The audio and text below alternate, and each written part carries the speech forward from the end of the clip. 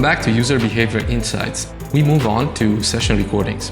A friend and a collaborator of mine once told me about a landing page he had created in order to promote the booking of test drives for a luxury car model. After 24 hours, he had over 500 clicks on the page, but not a single booking. He had no idea why.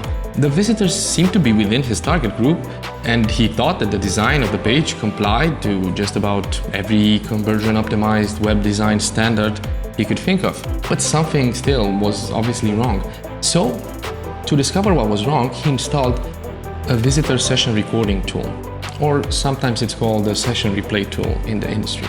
What he found out was that users were clicking on the logo, on the picture of the car, even parts of the text on the page, but nobody was clicking on the big button saying Book Test Drive.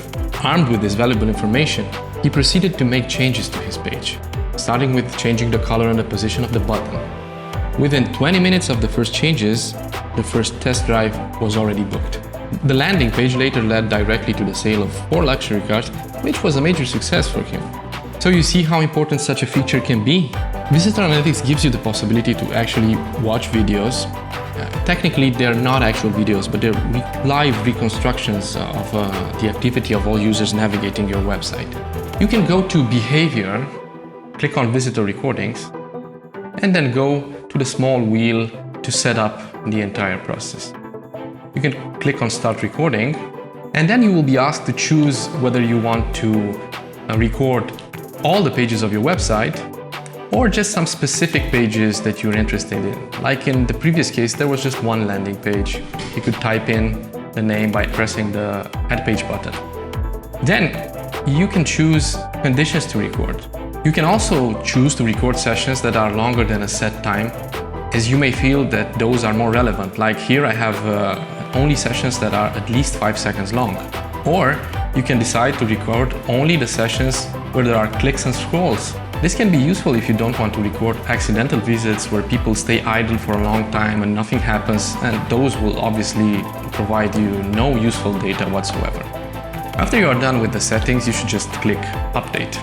In a short while, as visitors reach your site, you will be able to see a list of recordings in your window. You can just choose any of them and press Play. You will now see every detail of that user interaction with the site.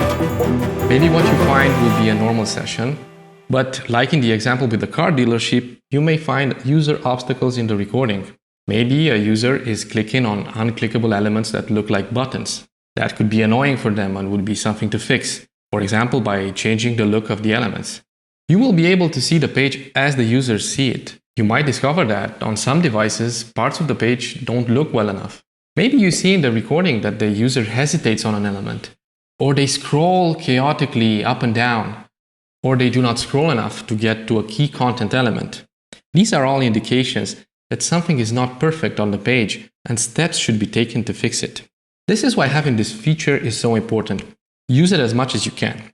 By all means, don't watch thousands of recordings, don't watch all of them. You have options to filter them by country, device, visitor country, entry page, exit page, etc. Just click the filter button right over here, and you can see all the general filters that you have on the left and some more navigational filters on the right.